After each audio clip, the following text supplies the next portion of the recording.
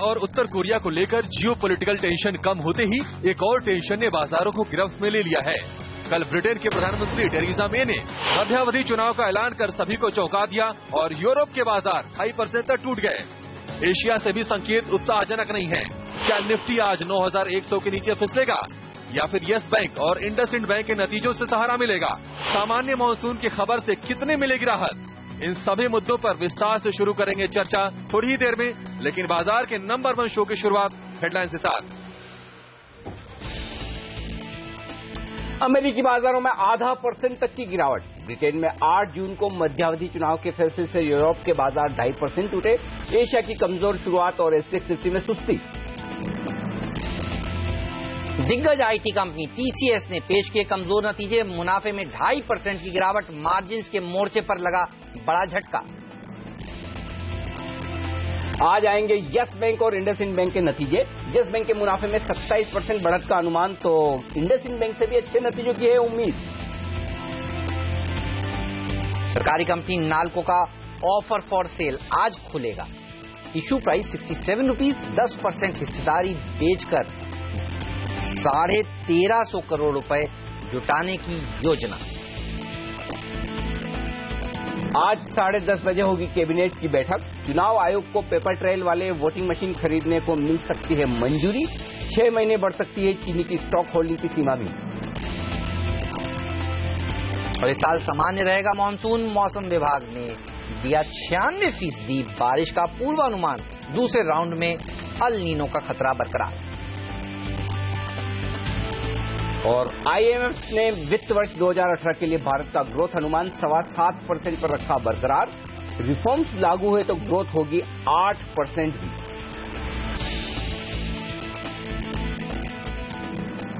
भरपूर एक्शन है दुनिया भर के बाजारों में और दुनिया भर के देशों में भी। इसका क्या असर होगा भारतीय बाजारों पर? क्या आज 9,100 को होल्ड कर पाएंगे या नीचे फिसलेंगे?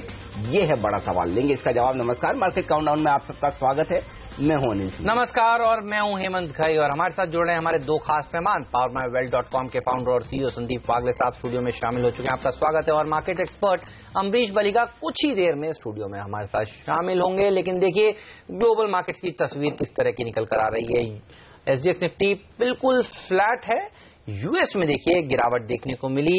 गोल्डमैन सैक्स के कमजोर नंबर्स का असर और जियोपॉलिटिकल टेंशंस तो बरकरार हैं ही। सीरिया, नॉर्थ कोरिया, अफगानिस्तान वाली चिंताएं अभी भी बरकरार हैं। और साथ में यूके का मार्केट देखिए, फुटसी ये तेजी से फिसला है कल, क्योंकि थेरेसा मे ने कह दिया है कि 8 जून को फिर से वोटिंग होगी और इलेक्शंस वहां पर बुला लिए गए हैं। तो ब्रेग्जिट के ऊपर अब देखना होगा लोग किस तरह से वोट करते हैं। आइए आपको सुना दें सबसे पहले थेरेसा मे का वो बयान जो उन्होंने कल संसद के बाहर दिया, जिससे दुनिया भर के बाजारों को एक अनिश्चितता हाथ लगी और थोड़ी अनएक्सपेक्टेड सा ये बयान था। आइए सुनते हैं, उसके बाद बात करते हैं इस मुद्दे पर। Since I became Prime Minister, I have said that there should be no election until 2020. But now I have concluded that the only way to guarantee certainty and stability for the years ahead is to hold this election and seek your support for the decisions I must take. And so tomorrow I will move a motion in the House of Commons calling for a general election to be held on the 8th of June. 8 जून को general elections UK में होंगे। और देखिए France के राष्ट्रपति के लिए voting भी हो रही है, तो चिंताएं बनी हुई हैं। रविवार को वहां पर वोटिंग हो गया। जियोपॉलिटिकल टेंशंस तो थी, ये एक और नई चिंता आ गई। कैसे देखते हैं? कोई डाउट नहीं कि अगर भारतीय बाजार गिरने तो ग्लोबल मार्केट्स की वजह से। ये लगातार पिछले 4 दिनों से हम कह रहे हैं और ग्लोबल मार्केट से कोई भी अच्छी खबरें आती नहीं दिख रही। चाहे ये खबरें अब ब्रिटेन में इलेक्शन की हो, फ्रांस के इलेक्शन को लेकर भी चिंताएं हैं ही। इस बीच में ग्लोबली मेटल्स काफी जोर से गिरे हैं। पिछले 2 सेशन मेटल्स के लिए काफी खराब रहे हैं। उसके ऊपर अब सीरिया, कोरिया, ये सारे खतरे अभी तक खत्म नहीं हुए हैं। थोड़ी शांति जरूर है।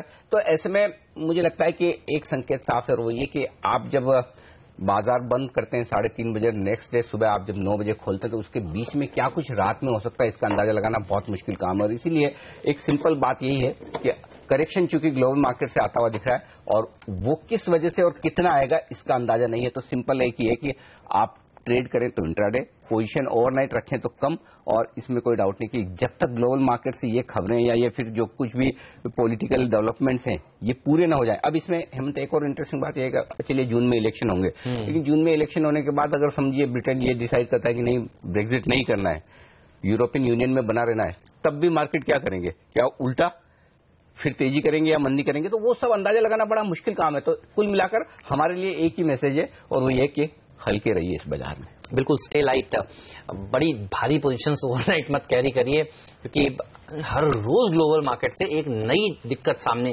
पेश हो जाती है। लेकिन एक अच्छी खबर ये भी है कि आप देखिए जो डॉलर इंडेक्स है ये 100 के नीचे काफी समय बाद अब पहुंचा है, तो ये एक राहत की बात इमर्जिंग मार्केट्स के लिए, भारत के लिए। चलिए आज के मार्केट को किस तरह से फिर अप्रोच किया जाए। कल देखिए 9200 का स्तर भी छुआ और 9100 के नीचे भी फिसले। इतनी बड़ी रेंज निफ्टी में, 100 पॉइंट की रेंज बड़ी है। आज 9100 के नीचे समाप्ति भी हो सकती है क्या, इसकी अनुमान है? और 9200 को छूने का दम रखते हैं या फिर अभी ये बहुत दूर हो गया?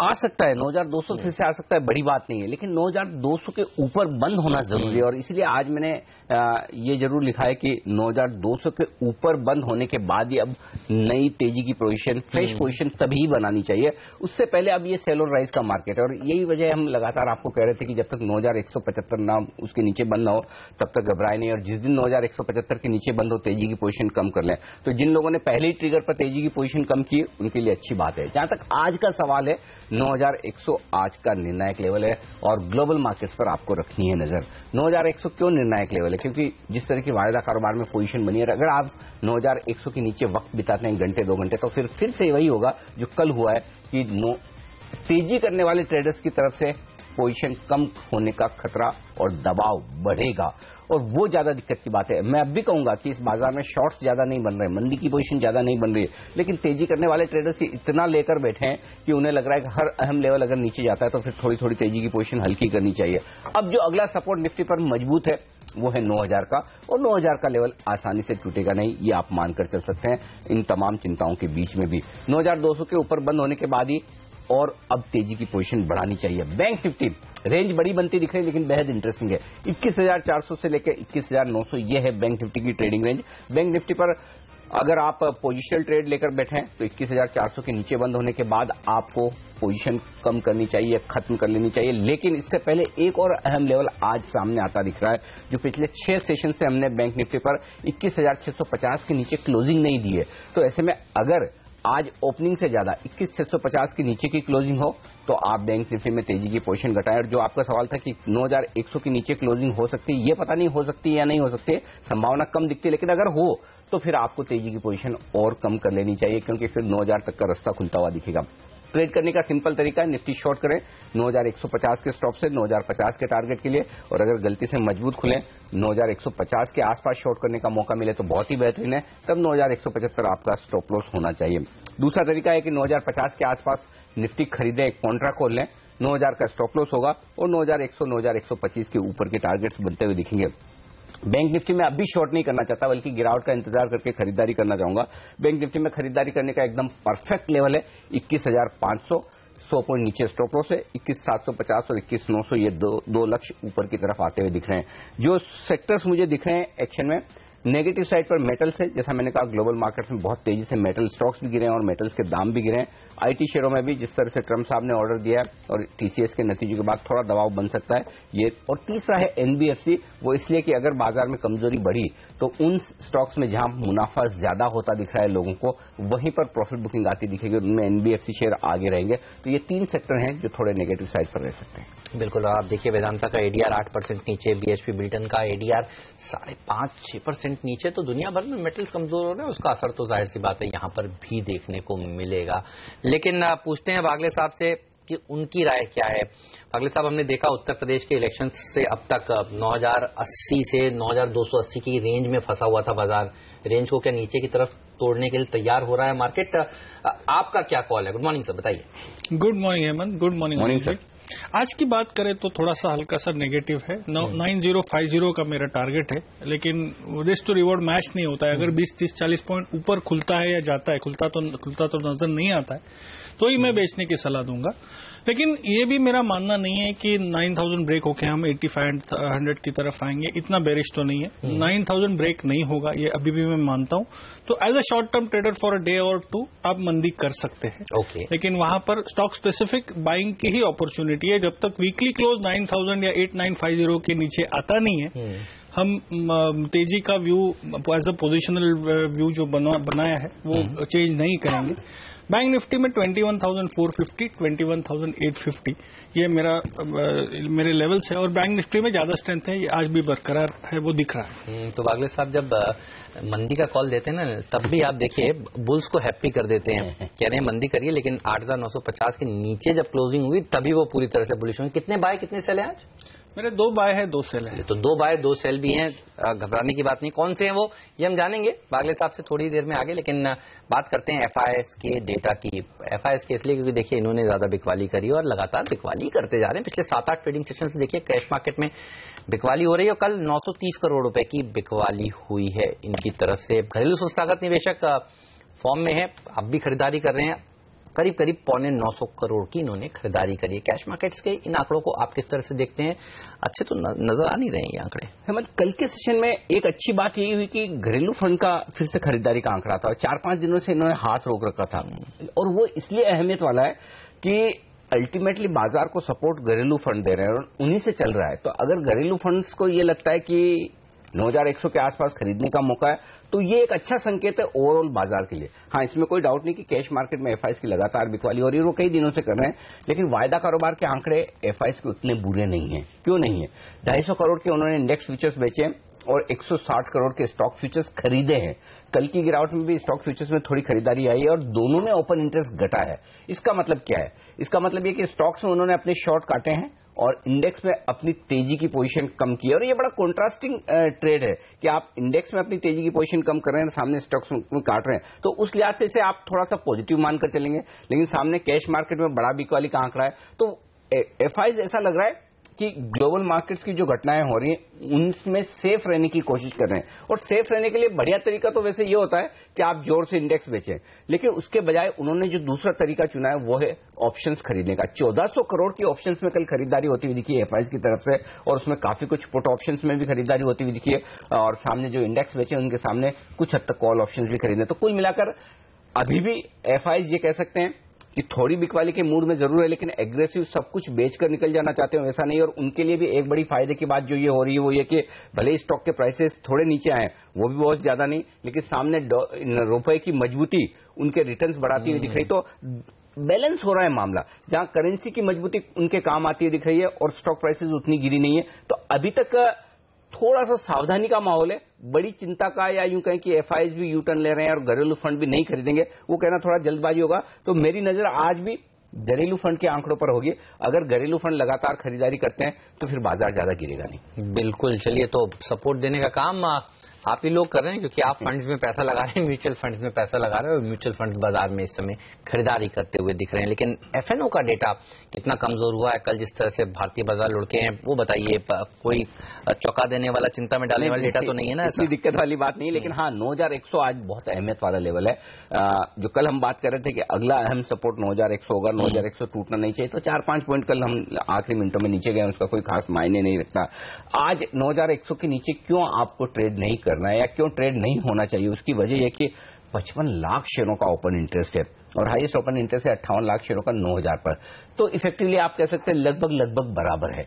और ऐसे में अगर आप फर्ज करें कि 9100 के नीचे ट्रेड करें, घंटा 2 घंटा इसके नीचे बिताएं, तो फिर तेजी करने वाले ट्रेडर्स को ये चिंता रहेगी कि जिस तरह से हम कुछ दिन तक 9200 के आसपास रहे और हमें लग रहा था कि 9200 नहीं टूटेगा, अब अल्टीमेटली वो भी टूटा, उसके नीचे भी गए, सेम वही फीलिंग आपको 9100 पर आएगी अगर उसके नीचे ट्रेड करें। और तब भले ही शॉर्ट्स बने ना बने, क्योंकि शॉर्ट्स इसलिए नहीं बनेंगे ज्यादा क्योंकि सामने हर लेवल पर सपोर्ट नजर आता है, तो फिर जैसे वागले साहब भी कह रहे कि गिरावट होगी लेकिन बहुत लिमिटेड। तो ऐसे में सिंपल चीज क्या है, फिर तेजी करने वाले ट्रेडर सोचेंगे फिलहाल क्यों पोजीशन रखनी है, इतनी अनिश्चितताओं के बीच में क्यों नहीं कम कर लें। तो वो दबाव जो बनेगा वो थोड़ा सा 50 पॉइंट की कमजोरी बढ़ा सकता है, 9050 तक ला सकता है। तो इसलिए 9000 आज का निर्णायक लेवल है। अब तेजी की पोजीशन आपको फ्रेश कब बनानी चाहिए वो 9200 के पार टिकने पर या क्लोज होने पर। कल टिके तो जरूर हम, ये कहना होगा, लेकिन कल हमारा शॉर्ट कॉल था 9200 पर कि 9225 के स्टॉक के साथ शॉर्ट कीजिए और हाई 9217 का था।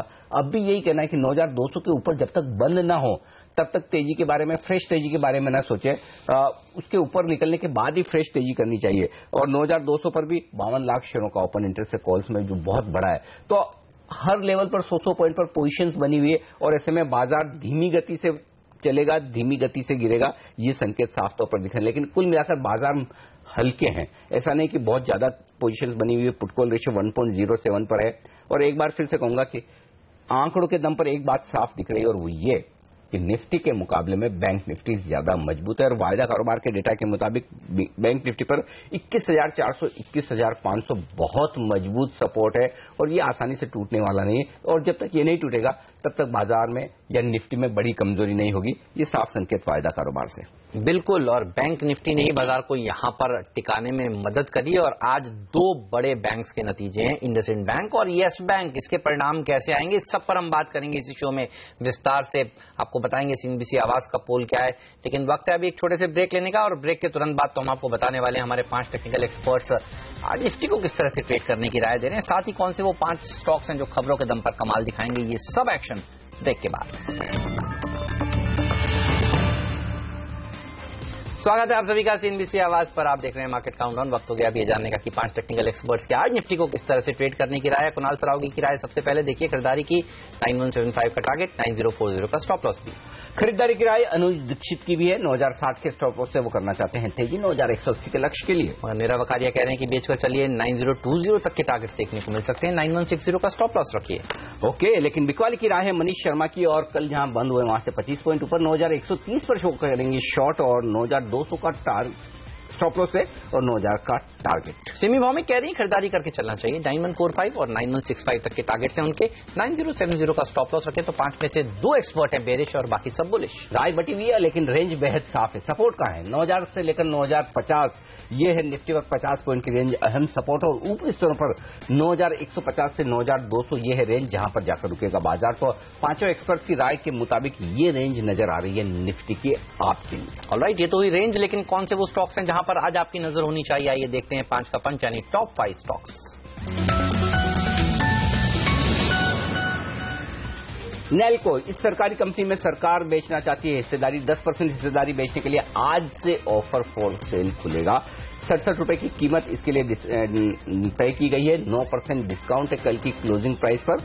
और अगर अच्छा रेस्पॉन्स मिला, वैसे तो ग्लोबल मार्केट का सिनेरियो बड़ा खराब है एल्यूमिनियम और मेटल्स के लिए, लेकिन अगर अच्छा रेस्पॉन्स मिला तो 5% का ग्रीन शू ऑप्शन यानी कि एडिशनल हिस्सेदारी भी सरकार दे सकती है। तो नेल्को रहेगा आज रेडार पर। बीएल पर भी रखिए नजर। एक और सरकारी कंपनी देखिए, पेपर ट्रेल वाली ईवीएम मशीन बनाने का काम ये कंपनी करती है। और आपको याद होगा महीने भर पहले कैबिनेट ने मंजूरी दी थी कि 3174 करोड़ रुपए खर्च करके ये ईवीएम मशीन हासिल की जाए, क्योंकि ये कंपनी मशीन बनाती है। इसके लिए अच्छी खबर मानी जाएगी। फोर्टिस हेल्थकेयर यहां पर लगातार बड़े सौदे होते दिख रहे हैं और कल फिर से एक बड़ा ट्रेड हुआ है। Standard chartered private equity firm ने यहां पर लगभग 1.25% हिस्सेदारी अपनी बेची है। इस कंपनी में 190 रुपए 66 पैसे के भाव पर 68 लाख शेयर उन्होंने बेचे। इंटरेस्टिंग बात यह होगी देखना कि ये खरीदें किसने। फिलहाल ये बिकवाली की खबर आती है। और सोमानी सिरेमिक्स पर भी रखिए नजर। फ्रैंकलिन टेम्पल्टन म्यूचुअल फंड ने करीब करीब 0.1% हिस्सेदारी खरीदी है 675 रुपीज प्रति शेयर पर। पिछले कई दिनों से कुछ बड़े फंड्स यहां पर बिकवाली कर रहे हैं और आज इस फंड का नाम आता हुआ खरीदारी में। कमजोर एसेट क्वालिटी वाले शेयरों पर बैंक्स पर रखिए नजर। IDBI bank, UBI, bank of India, IDBI, बड़ी लिस्ट है। इन तमाम बैंक्स पर रेगुलेटरी एक्शन हो सकता है। पीसीए यानी कि प्रॉम्प्ट करेक्टिव एक्शन अगर इन बैंक्स ने तुरंत लागू नहीं किया तो फिर इन पर इस तरह का रिएक्शन हो सकता है। और साथ ही दिसंबर तिमाही के नतीजों को लेकर भी एसएनपी ने चेतावनी दी है। तो ये देखना होगा इंटरेस्टिंग इन बैंक्स पर क्या असर होता है।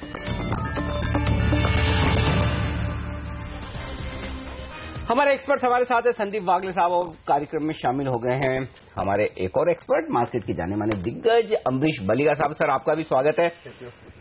कुछ खरीदने का वक्त आ गया है कि अभी भी इंतजार करना है और खरीदना है तो क्या खरीदें ये बताइए। खरीदने का तो वक्त आया नहीं है क्योंकि नहीं, क्योंकि जस्ट अबाउट एक छोटा सा करेक्शन देखा है। और मैं तो बोलूंगा कि जब करेक्शन होता है बिलो 9000 लेवल्स तो शायद उसके बाद we could see a slightly deeper correction, उस वक्त लेना चाहिए, अभी नहीं। तो I think will have to just wait possibly for the week 10 days, क्योंकि जब तक बाकी थोड़े बहुत रिजल्ट आते हैं, डिसअपॉइंटमेंट होगा. I think that would be, that could be one of the triggers. Geopolitical issues तो रोज हो रहे हैं, हम लोग देख रहे हैं. So there are number of triggers, negative triggers, whereas जो positive triggers देखने जाए, other than possibly monsoons, जिसका कल announcement आया है, even that I would take with a pinch of salt, क्योंकि if you check with SkyMet या Australian Met Department दोनों बोल रहे हैं कि El Nino effect पहले आएगा. केवल अपना IMD only saying that El Nino will come later. But then, if you see last year's prediction, 106% बोले थे, उसके अगेंस्ट 97% हुआ. इस बार बोले 96% जो बॉर्डर लाइन है नॉर्मल मानसून के लिए, उससे यदि 2% भी लाइक नीचे आता है, then it will be like below average monsoons. So I think I would take that with a pinch of salt. So I would clearly wait for the markets to correct below 9,000 levels. और इस analysis में आपके साथ हूं, क्योंकि देखिए उन्होंने near normal monsoon शब्द यूज किया है, नॉर्मल मॉनसून शब्द नहीं यूज किया है. तो ये बहुत लोगों ने पकड़ी नहीं है, लेकिन आपको जरूर इसके ऊपर नजर रखनी चाहिए. मेरे प्रोड्यूसर बता रहे हैं कि उनके पास मेट डिपार्टमेंट की एक बाइट भी है, बहुत बढ़िया बाइट है. आइए सुन लेते हैं, उसके बाद आगे बढ़ते हैं.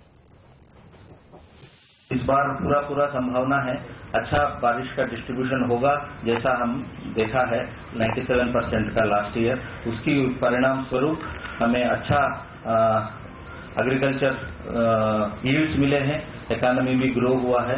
उसी का जो प्रथा जो है वो इस साल भी चलने का पूरा संभावना के साथ मैं ये शुभ समाचार आप लोगों के साथ शेयर करना चाहता हूँ. ओके, तो मॉनसून को लेकर कल मौसम विभाग की ये प्रेस कॉन्फ्रेंस, और चिंताएं रहेंगी बरकरार मॉनसून को लेकर अब भी आगे चलते हुए. चिंताएं आईटी शेयरों से और आईटी सेक्टर से भी बढ़ती हुई नजर आ रही. एक और टीसीएस के नतीजे कल देर शाम बाजार बंद होने के बाद आए, और उसके ऊपर ट्रंप साहब का फिर से डर. तो क्या होगा आईटी शेयरों पर, क्या होगा टीसीएस पर, और क्या है ब्रोकरेज रिपोर्ट, बताएंगे छोटे से ब्रेक के बाद.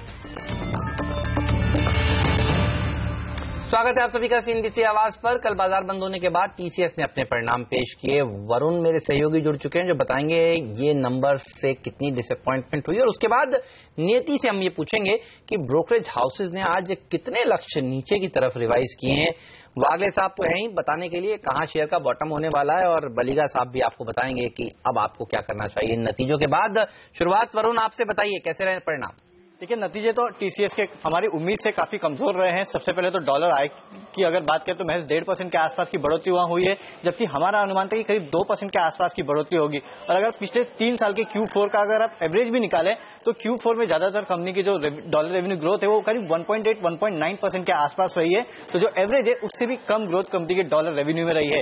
लेकिन सबसे बड़ा डिसअपॉइंटमेंट यह हाथ लगा है कंपनी के मार्जिन के फ्रंट पे, क्योंकि बाजार ये मान के चल रहा था कि कंपनी का जो गाइडेंस है 26 से 28% का, उसके लोअर एंड पे यानी कि 26% का जो मार्जिन है वो तो एटलीस्ट कंपनी क्लॉक करेगी, लेकिन वहां भी कंपनी ने डिसअपॉइंट किया है और 25.73% के मार्जिन कंपनी ने क्लॉक किए हैं. हालांकि कंपनी का कहना है कि करेंसी के कारण ये हुआ है, लेकिन कहीं ना कहीं अपने जो मार्जिन गाइडेंस है उसको कंपनी ने इस क्वार्टर में मिस कर दिया है.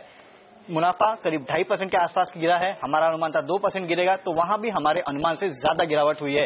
प्रेशर कंपनी के 2 वर्टिकल से आया. उसमें सबसे तो कंपनी का जो इंपॉर्टेंट वर्टिकल बीएफएसआई, वहां अगर देखें तो कंपनी के रेवेन्यू में करीब 1.5% के आसपास की गिरावट हुई है. सिर्फ यही नहीं, कंपनी का जो रिटेल और कंज्यूमर का कारोबार है वहां भी करीब 3% की गिरावट आय में हुई है, और मार्जिन में भी वहां जोरदार गिरावट हुई है. और इसी के चलते कंपनी का जो ओवरऑल परफॉर्मेंस है उसमें काफी कमजोरी यहां देखी जा रही है.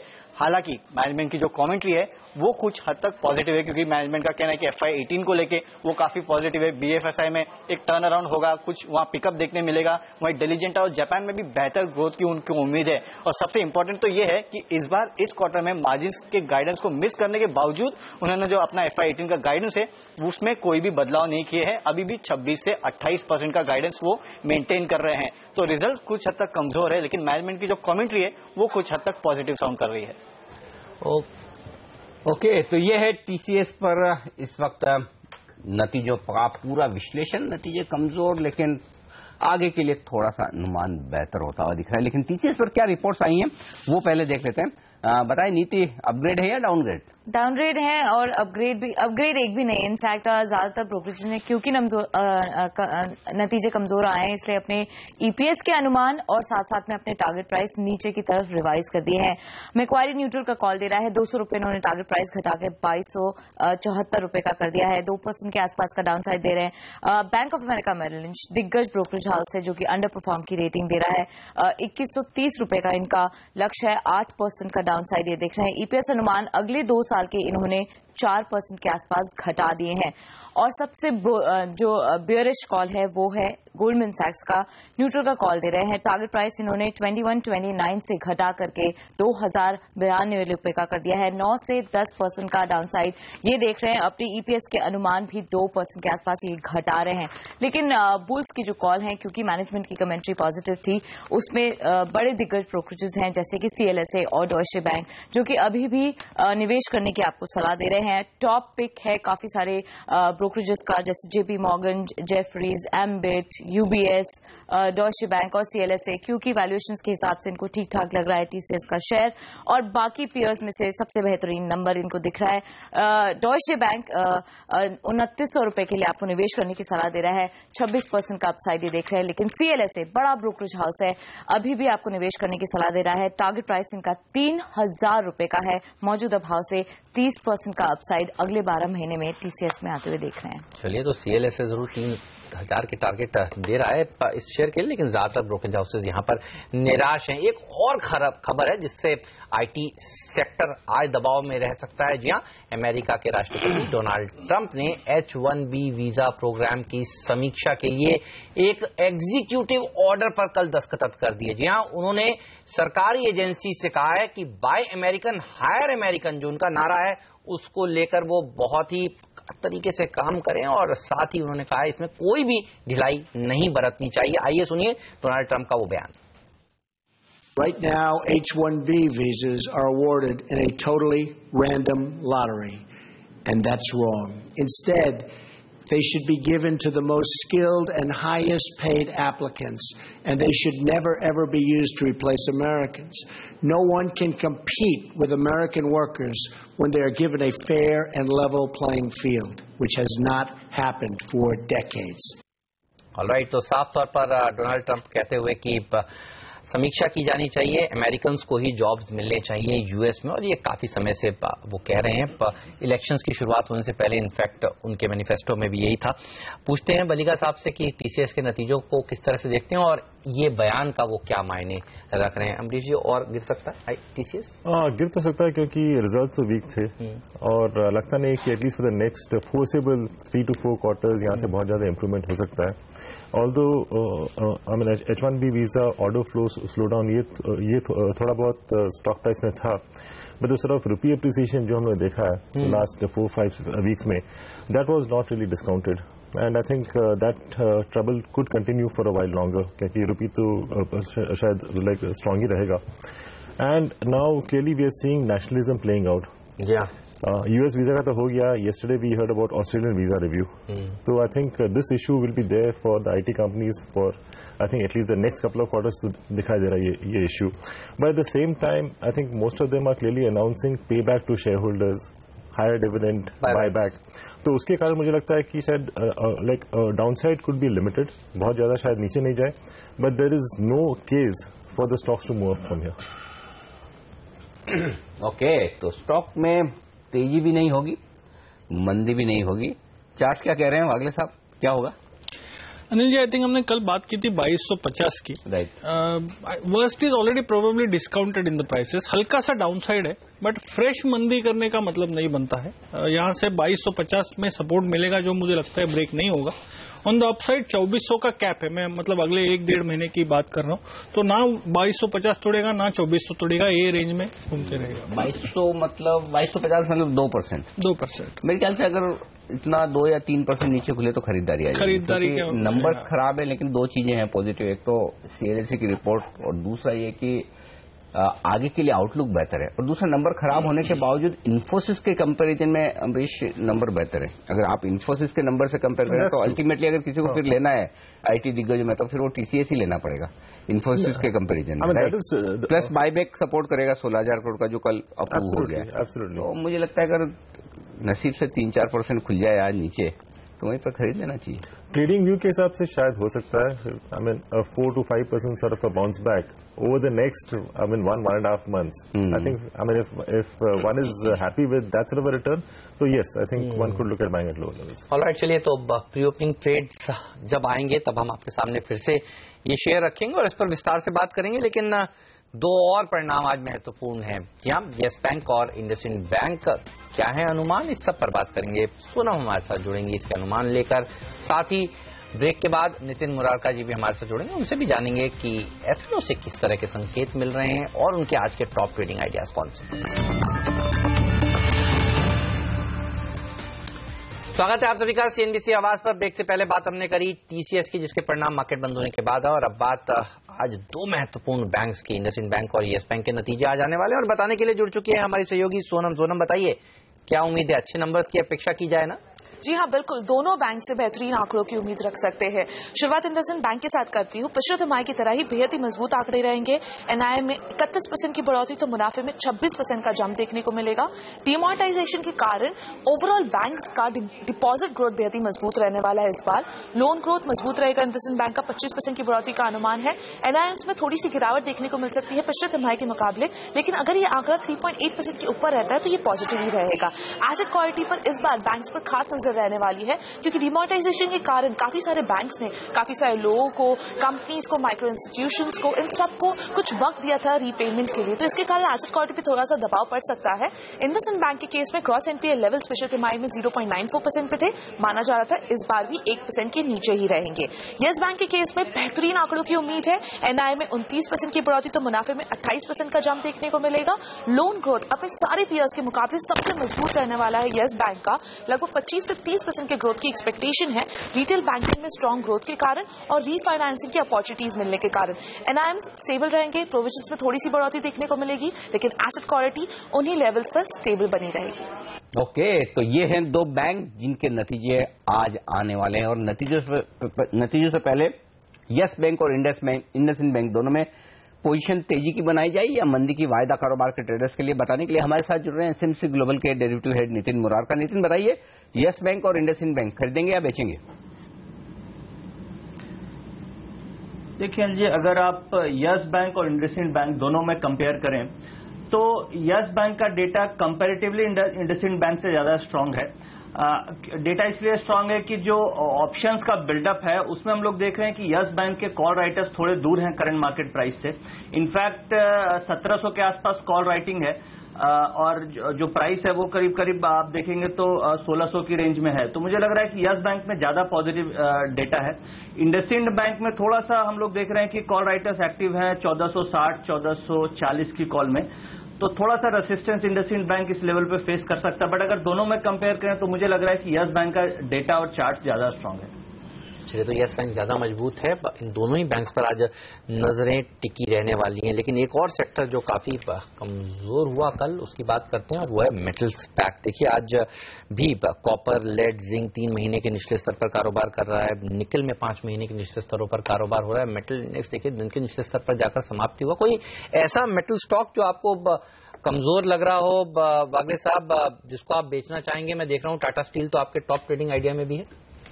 हेमंत, टाटा स्टील का पैटर्न बहुत ज्यादा नेगेटिव है। इनफैक्ट 500 505 में जो टॉप बना है उसका ये कंफर्मेशन आया है जब उसने 470 465 ब्रेक किया है, और ये कल हुआ है।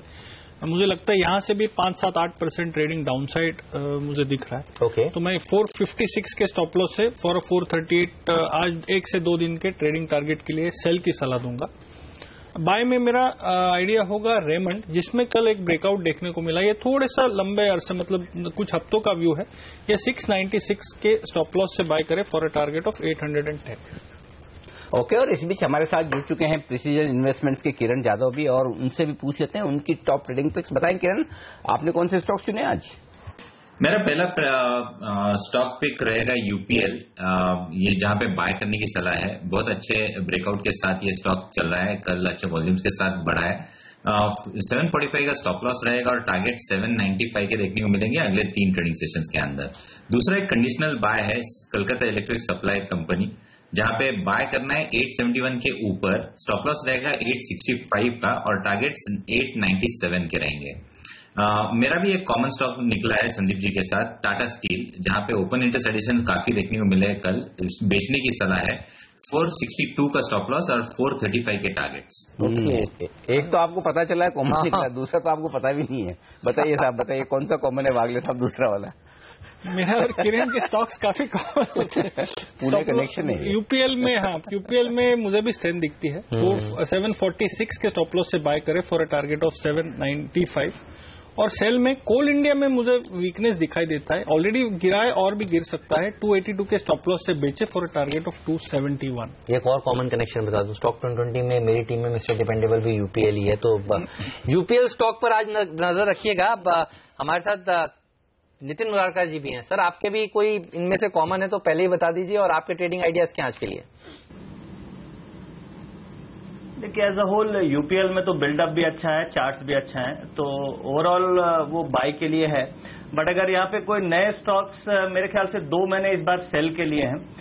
काफी दिनों के बाद 2 स्टॉक सेल में ले रहा हूं, और शॉर्ट टर्म मुझे लग रहा है कि थोड़ी करेक्शन बन सकती है। उसमें एक तो एशियन पेंट है, जिसमें मुझे लगता है कि कल ब्रेकडाउन हुआ है, वॉल्यूम्स भी अच्छे आए हैं, और जैसे जियो पॉलिटिकल टेंशन के कारण थोड़ा सा क्रूड में अपटिक मुझे लग रहा है कि आना चाहिए, जिससे एशियन पेंट में एक बार शॉर्ट टर्म सेलिंग आपको दिख सकती है।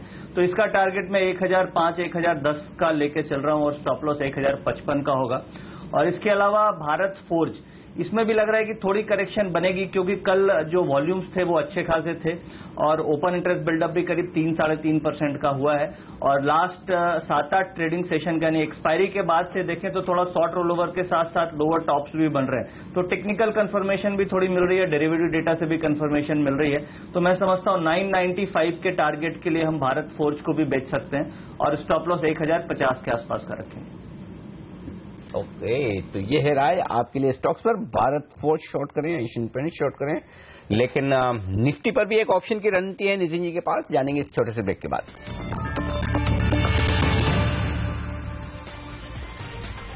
हमारे एक्सपर्ट हमारे साथ है संदीप वागले साहब, अमरीश बलिगा जी, नितिन मुरारका और किरण यादव साहब। अच्छा, एक और बड़ा स्टॉक जो एक्शन में रहेगा, नेल्को आज से ऑफर फॉर सेल खुल रहा है। अमरीश जी, अपनी राय दीजिए। 67 ये है प्राइस इशू की रखी गई, 9% डिस्काउंट पर है, खरीदा जाए या छोड़ दें? नहीं, डिस्काउंट तो काफी अच्छा है, लेकिन माहौल ग्लोबल मार्केट में बड़ा टेंशन वाला है, एल्यूमिनियम मेटल सब, दैट इज ट्रू, डर लग रहा है। But then I think most of people जो अप्लाई करते हैं इसके लिए, they exit within a week. ठीक बात है। So even if they get it about 7 to 8% discount, 9% तो शायद मिले नहीं, क्योंकि डिमांड तो रहेगा।